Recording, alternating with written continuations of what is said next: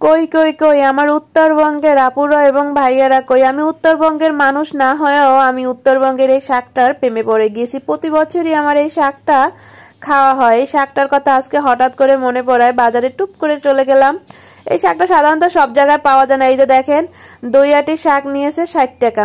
প্রথম দেখা এই শাকটা কে কে চিনেছেন অবশ্যই কমেন্ট করে জানাবেন, আর না চিনে থাকলে আমি অবশ্যই নাম মেনশন করব। এটার নাম হলো নাপা শাক নামে ঢাকা পরিচিত। এখন জানি না উত্তরবঙ্গে অন্য কোনো নাম পরিচিত না। একদিন আমি ফ্রিজে রাখছিলাম, দেখেন শাকগুলো কি তাজা শাক, সেটা কেমন নেতিয়ে মানে হয়ে গিয়েছে। এখন উপর থেকে কিছুটা ফেলে দেবো, ভিতরের শাকগুলো সবই ভালো। আচ্ছা, আপনারা উত্তরবঙ্গের মানুষরা এই শাকটা কিভাবে রান্না করে খাবেন? আমি কিন্তু কাউকে ছোট করার জন্য এই ভিডিওটা করি নাই, আমি আমার মতো করে রেসিপিটা শেয়ার করতে চাইছি আপনাদের মাঝে। আর উত্তরবঙ্গের কোনো ভাইয়া এবং আপুরা যদি এই ভিডিওটা দেখে থাকেন, আপনারা কিভাবে এই শাকটা রান্না করেন অবশ্যই আমাকে কমেন্ট করে জানাবেন।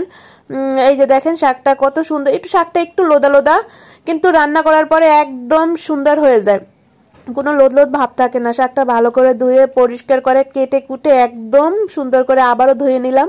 একটা কড়াইতে আমি কিছু পেঁয়াজ, তারপর কিছু কাঁচামরিচ আর একটু হালকা ভেজে নেব। কাঁচামরিচটা আমি মনে ছিল নাস্তা অবস্থায় দিয়েছি, তারপর আবার খুন্তি দিয়ে আমি এবার কেটে নিয়েছি। অবশ্য কাঁচামরিচটা গলে যাবে, কোনো ব্যাপার না।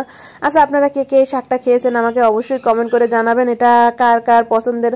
আমি বরিশালে এই শাকটা কখনো দেখি নাই, ঢাকা এসে খাওয়া শিখলাম। তারপর দিয়ে দিলাম বেশ খানিকটা চিংড়ি মাছ।